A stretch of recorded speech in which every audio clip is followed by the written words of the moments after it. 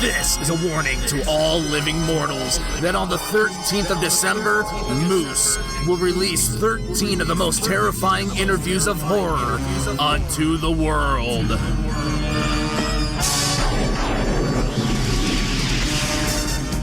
That's right, 13 brand new episodes in the month of December, leading up to our season premiere. And until then, Horror Hounds, mash on.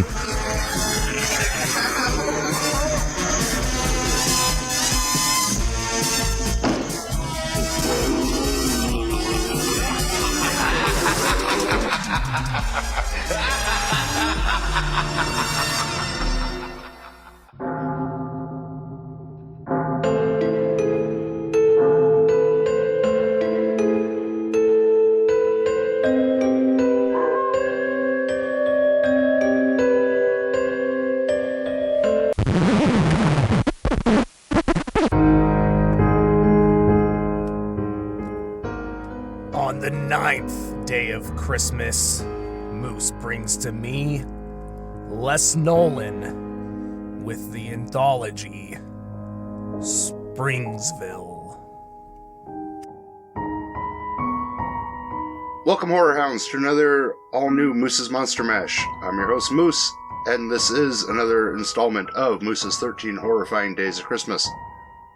Today, I bring to you the gift of, well, obviously the gift of horror, but what looks to be a surefire classic in the upcoming anthology Springsville. And to talk about that is the mind behind Springsville, Les Nolan. How's it going? Doing pretty good. How's life been treating you? Life personally, shit. As far as the movie goes, amazing. As long as it balances out in the end, right? Definitely. So, where did the idea for Springsville come about? The idea came about summer 2021. I used to live in a city in Pennsylvania called Oil City, where in the late 90s, this girl got murdered, and when they found her body, they kind of canceled Halloween like permanently into like 2017, 2018, around there. So that's where the idea came from. And then where I started to write it, me and my son was actually just playing outside with the video camera, and I shot like the original little trailer. It was like 2 minutes maybe. I shot that just literally fucking around with my son outside. No scripts, no direction really, just something for fun. And then I showed it to somebody before I posted it. I don't remember who honestly. But then I decided, to write it out, to write a script, to actually put more thought into it, you know what I'm saying, and actually bring it to life. So that's how it's inspired by the true story of her name was Shauna Howe. You could Google it; it's all over Google. That's where it all started. That's cool comes to mind, but that seems kind of morbid. I guess fascinating would be more appropriate. That there is this real life event that this is all centered around. Well, it's not centered around. Well, inspired by, I should say. Yeah, like I took the idea of this real life situation and turned it into it has nothing to do with her. And not even the same situation, just the idea of the town canceling Halloween because the kid was murdered. You know what I'm saying? Which is, an interesting concept on its face in and of itself. Because every year, all over America, you hear things happening where people want to cancel Halloween. Where you were at, it actually happened. Like, the thing is, it's not going to be for everybody. It's definitely going to be frowned upon, but it's hard. If you don't like it, don't fucking watch it. I mean, I'm not going to be like, I mean, it's good. The story is amazing. The whole idea, even though it's kind of morbid, I guess you could say, it's for art and for what it has become since the original idea. It's amazing. Well, and it's as a horror fan sitting back and looking at this, it is fun to see something new come out in the world of like fan films. Because that's kind of where we live right now, is this era of fan films. And, I don't have anything against them, but when like a new story or a new like character, I have a lot against them. Like when a new character comes out, that's something I really want to latch onto. Sure.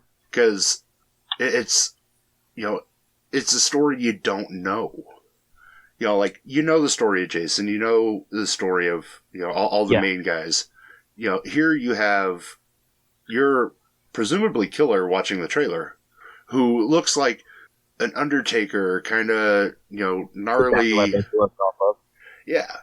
So it's like, okay, what's his story? And from that, just that image. And like that, it's the whole movie is his story. Literally, the whole movie is him venting in a way. Because like I said, it's an anthology film, so it's stories, all right? So each story is narrated as well. So it's not just like it's explained to you what's going on, why it's happening, why the certain scene or whatever, happens. So literally, the story is being told. It's like a book.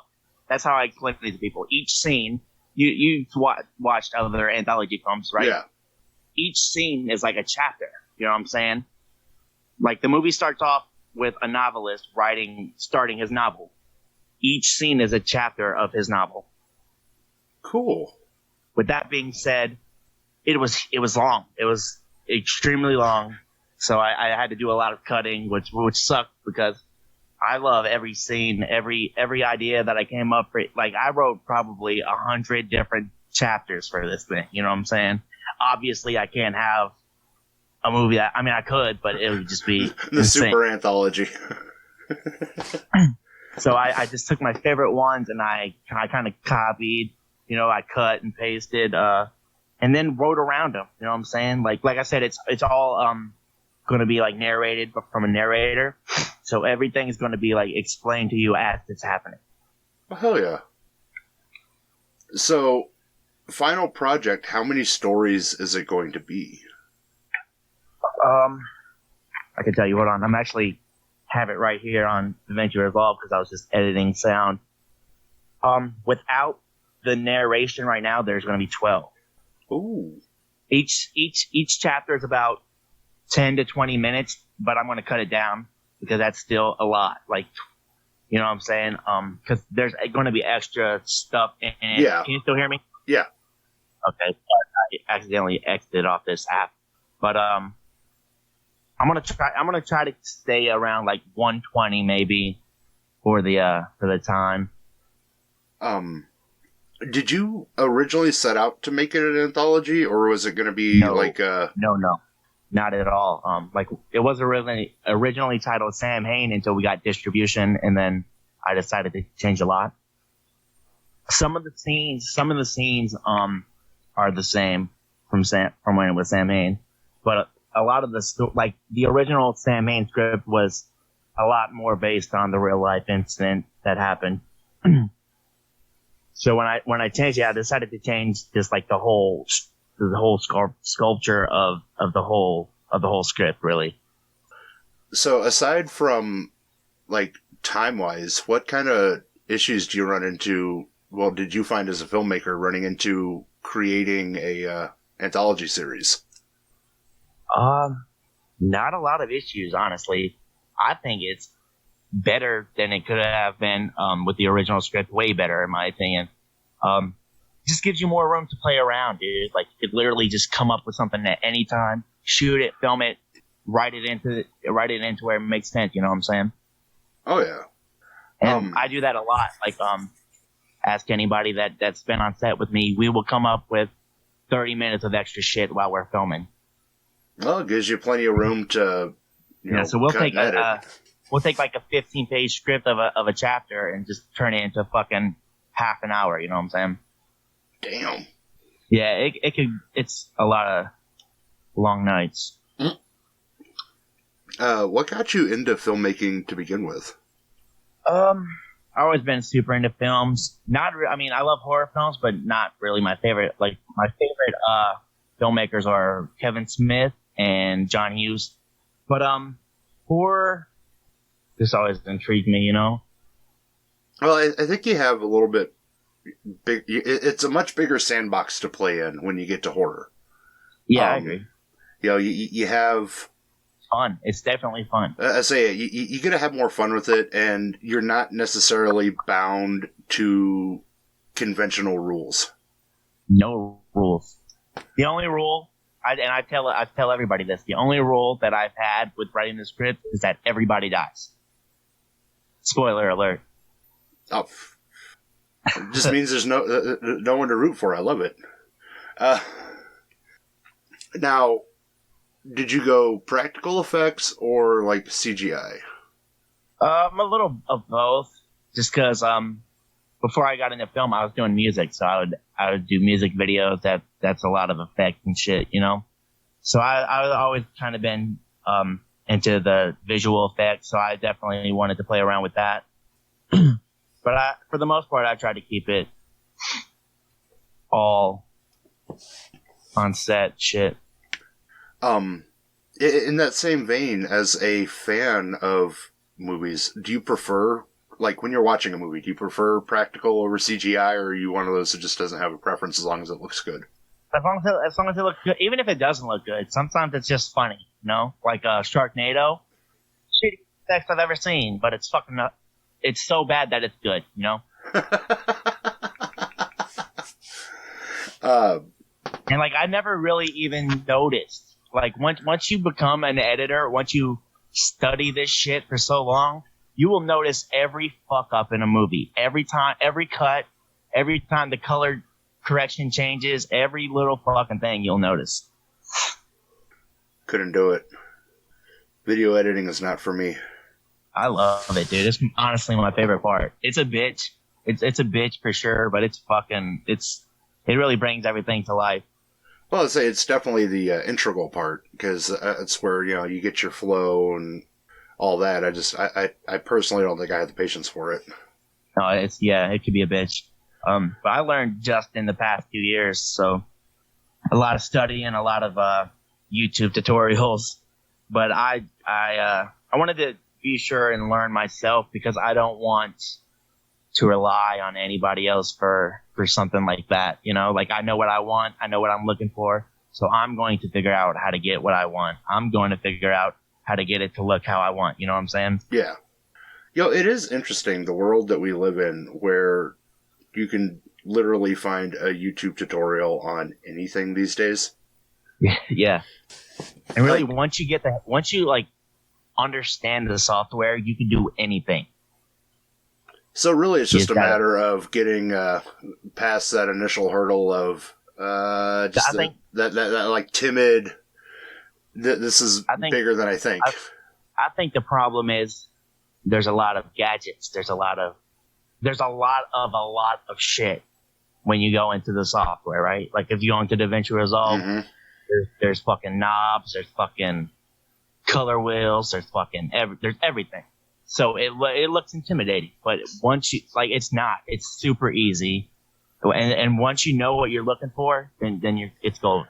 And I say, I had the same overwhelming experience when I first started podcasting, and I had to start my own audio editing. I'm like, but then, yeah, once you get comfortable with the software you use, you're like, oh, yeah, this is a walk in the park. So, in your movie, your rule is everybody dies. Is there like a favorite kill you have so far that you can talk about without like giving it away too much? Like murder weapon or like type of kill? Let me think here. So it's not the kill that I like, but it's like the story behind the kill. So are you familiar with Scott on Tape, the YouTuber? Yeah. We had him out on set, and I keep everything closed. Like, there's not a lot of people on set, just the people that absolutely need to be on set are on set. So we was filming in the middle of the woods, and he took a fall, like a real fall. And I mean, it was so, like, I'm going to put together a little behind the scenes video. I want to make sure it's okay with him first, but it was so fucking funny. It was at the part where the killer grabs him and he starts to get stabbed. So it's so perfect. So perfect. And there's another one. I'll give you another one. There's another one. I tried to shoot everything, around the same areas. So there was another one where we used like a garbage bag, not a garbage bag, but like a plastic bag. Yeah. And it was like one of those car scenes where the killer's in the back seat, you know, typical horror shit. Yeah. And he wraps the bag around his face and starts stabbing him in the face. That's one of my favorites. And then you could see the blood fucking flowing through the bag, the bag starts filling up with blood. I thought it was amazing. So where did you do most of your primary filming at? Mostly in Youngstown, Ohio. But all over Ohio, really. We've traveled to a few different locations here in Ohio, but it's mostly in Youngstown, Ohio. Did you ever come into one of those scenarios where you're filming and there's a local who just freaks out and is like, what the fuck's going on?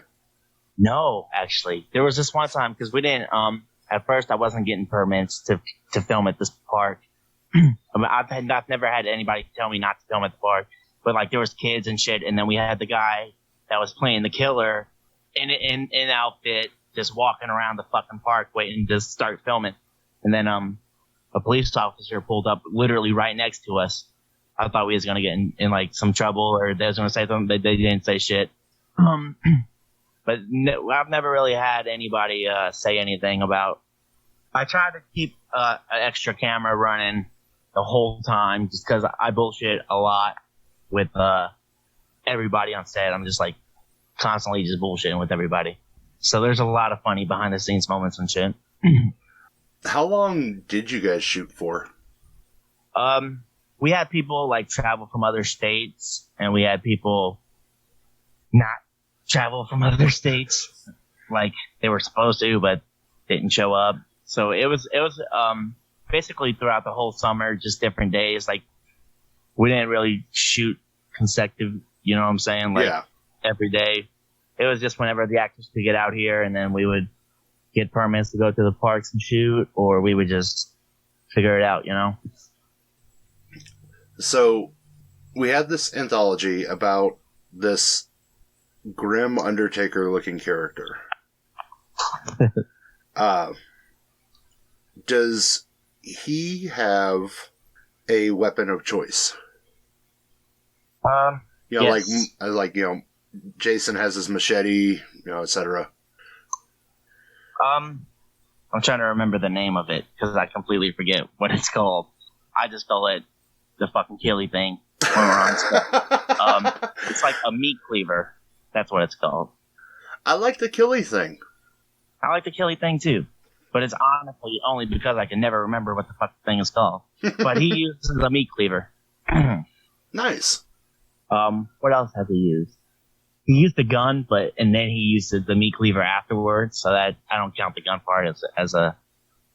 So it's more of a disabling than the killing. Yeah, he's used the knife, butcher's knife, drowned somebody. So your main guy it's mostly is the cleaver. Pretty sadistic in his pursuit throughout this movie. Yeah, that's what you're saying. I never really noticed it, honestly. That's not what I wanted. I didn't want him to be the meat cleaver guy, but now that I think about it, he uses a fucking cleaver a lot.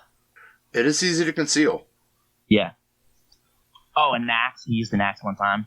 Nice. On a kid. Wow. What was shooting that like? Fun. The kids loved it. We had some kids who've never acted before come out from, I believe, Maryland they're from. And they had a blast, dude. And that was probably one of the funnest shoots because, their dialogue, so much cussing, so much inappropriate shit. It was so hard not to, every take I have to fucking cut because I laugh, dude. I will lose my shit. Like there's one part where one kid's walking down this path, walking away from his brother, and his brother's like, "Fuck you, you little bitch!" And dude, we had to do that take like 16 times because I laughed every single time. It's hard not to when kids start cussing. Like you get, the occasional one-off, like it doesn't really faze you, but like when kids start swearing like an adult, I don't know what it is, but like there's just something inside of us that's just like, that's hilarious. Yes. And I did that. I purposely put so much cursing in their scene because it's just fucking so funny. And well, it's a good offset to, I'm about to murder a kid. Their dad was on set the whole time, just fucking laughing so fucking hard. It was a fun time. And again, this is one of the scenes that was shot in like a public park. So like there was people around. I can only imagine what they were thinking. They're like, these motherfuckers. Yeah, it was. That was one of my favorite shoots. Those kids, those kids were the best, man. They're so fucking funny. Definitely going to use them again. So you shot with kids. Yep. And lots of kids. And adults. What was the hardest? Like, did you have any scenes that were super hard to shoot? Oh my god, I forgot. Something did happen. We were shooting at a hotel, and we did not get permission. We did not get permits or nothing. We was just like, the actor rented a hotel. I was like, we're just going to shoot in your hotel room. So, the fucking owner found out or something that we was there shooting. So they threatened to call the cops and everything. So I had to go down there and fucking like just bullshit them to let us just finish the scene. I just told them we were doing like a little photo shoot. It was crazy, man. That was a bullshit day. Yeah, it's weird that you have to get permits to like inside the hotel room. Yeah, because I mean it's paid for, and what you do in there is up to you. Yeah, you know who David Perry is? Yeah, that's who we were shooting that day. It was so fucking funny. We had a good time with him, man. He was a good sport. How did your Indiegogo campaign pan out for this? I honestly hated the Indiegogo thing, but it helped a lot. I think we got like 80 or 90% funded. Nice. On that. But I just used that really to buy extra cameras, and a lot of money went towards getting the like the perks made and shit for everybody. Oh yeah. I say because that's the one thing I like to ask, people who do the crowdfunding for their movies is, what the experience is like, because that seems that is the new way to fund. Yeah, I'm not films. a fan of that. I did not enjoy it. I did not have a good time with the people that I was working on that with. It was all bad, in my opinion. We won't be doing that again. Saying, yeah, that is definitely the unfortunate gamble, because like you open yourself up to everybody, donating and helping move your dream along, but there's also the flip side where you open yourself up and now people have input and they want to give more input, and it's such a double-edged sword. Yeah, I'm not a fan of it. You said you did music before. What kind of score does this film have? For the most part, it's really just synths. You know what that is? Yeah. A lot of just synths. I wanted to have like a signature sound, not like a signature sound that Michael has or Jason has. Something that's just like that feel. Not just like it's like a vibe, but it's not like only when the killers come in or when someone's about to die. Like it's throughout the whole. You know what I'm saying? Just sets the whole mood throughout. Yeah. Yeah. No, I honestly, as a fan, I think I prefer the long run mood setting as opposed to, the occasional just, here's the music's well because the killer's coming. And it also helps in a sense to, pull the curtain down a little bit more and hide when some of those kills are going to happen. Because, like, as a fan, once that music swells, something's going to happen. Yeah. Whereas if there's just, like, an ambient, mood throughout the whole thing, it can get you whenever. Yeah. Which I think adds that level of fear in the viewer. Yeah, definitely. So when is this, when's your projected release? I'm shooting for March. Makes sense. Springsville in spring. Everything's filmed, but like I said, I wrote so much shit. I might film some extra shit. And then I'm waiting for the narrator's scenes, and then it's done. Oh, hell yeah. Something that's really kind of holding me back is the color grade. Like, I put out the trailer, I think, on Halloween, and I don't know if I want to go with like a simple fall color grade or like, that bluish yellow. Like, I want to do something different. Like, I don't know. Like, it's been fucking with me. Like, every day I'm sitting here editing, and I'm just like, what am I going to do with this color?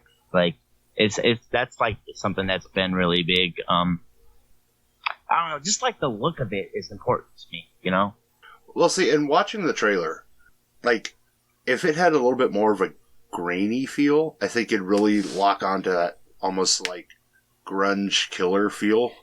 Yeah. But that's such a hard window to lock down. Kind of like get like an 80s feel, maybe. Just like something that's like fucking like certain films just have like John Wick. You like if you're watching John Wick, any scene you could look at the TV and be like, "That's fucking John Wick." You know what I'm saying? Something like that. In that vein, I'm gonna figure it out. In that vein, what is I'd say your favorite movie of all time? I mean, like when you need inspiration or something, you can just be like, I'm gonna go watch this. And horror movie or just period? Period. The Breakfast Club. Okay, why? It's just, in my opinion, John Hughes was the greatest film writer of all time, and that film in particular is just everything that like it's like every feeling that you feel is in that movie. Yeah. Every like fucking, you know what I'm saying? It's just it has everything, dude. It's just, in my opinion, perfect. Oh, definitely. I don't think I've ever gotten Breakfast Club as an answer to that question. Yeah, it was. I mean, it's not something people would expect from a horror filmmaker, I guess. But Breakfast Club. I actually was in talk with one of the cast members from Breakfast Club about having a cameo in Springsville. Was it Molly Ringwald? It was not. Damn. Could you imagine though? Yeah. I would definitely kill her. It sounds so mean, but like I know what you're saying. Yeah. I don't think she ever died in. Was she ever in anything besides like a romantic fucking type thing? I don't think she's ever died in a movie. I think I just fucking found my new goal. Kill Molly Ringwald in a horror movie. Right. I'd say she became kind of like America's favorite actress, and she survives like everything. Yeah. Like even like she played I think she played a bad guy on Psych and walked away from it. So it's like, well, damn. Yeah. No, I love The Breakfast Club though, dude. That's all-time favorite. Oh hell yeah! So when this is all wrapped up, do you have something like planned to do next, or are you just going to kind of sit back and see where this goes first? No, I definitely do. This year has been crazy, and I have not had the greatest experience, honestly, with the horror genre. But definitely moving on from horror probably for a while. I'm a big pro wrestling fan. I have a script that I wrote. It's like a pro wrestling, like an indie pro wrestling movie, kind of like, I don't know if you ever watched the movie The Wrestler, something like that. That's what I'm going to be shooting next. Oh hell yeah! Didn't I see that you cast a wrestler? Yeah, there's a couple. Sabu, Stevie Ray, from Harlem Heat. Yep. James Ellsworth, he was a WWE superstar in like 2017, 2018, around that time period. So, as a wrestling fan, what was it like shooting with, like, out of that list, you named off 2 legends, and James Ellsworth. But, don't get me wrong, I love James. But, like, in that list, Sabu and Stevie Ray are legends in the industry. What was it like, working with them? Stevie Ray is awesome. Very smart, intelligent, very, very cool. He actually shot, he's actually shooting like his scene by itself. He plays, a podcaster in the movie. So, we're not going to have like on set type, but I talk to him very often, through video chat. He's very cool, very inspiring guy. Hell yeah. So, before we wrap up, where can listeners follow on social medias for updates on Springsville and watch for information about the release? I don't have any pages up right now, like on Facebook or anything. Like, there's no groups because there was a Sam Hain group, but I got it taken down after we changed the name and everything. So I haven't had the time to get on there and make a new one. But right now, you could follow everything at Springsville Movie on YouTube. Soon I'm going to be creating like an Instagram and a TikTok, and I post a lot of behind the scenes stuff on my personal Facebook at Left Nolan. Yeah, right now that's about it. I'm still working on getting all the pages made up for it, which I don't even know if I'm going to do because I fucking hate social media. Honestly. And listeners, I will put that link in the episode description for easy access. And you can find me and other great podcasters over at electronicmediacollective.com. Or if you just want to find more from me, head over to Facebook or Twitter at Moose Media Inc. Les, this has been fun. I look forward to the release of Springsville. I really appreciate it. After its release, we'll get you back on and we'll dive into it some more. Yeah, it'd be awesome. Listeners, watch for Springsville, hopefully in the spring of 2023. Tune in tomorrow for another all-new installment of the 13 Horror-Fying Days of Christmas. And until next time, mash on.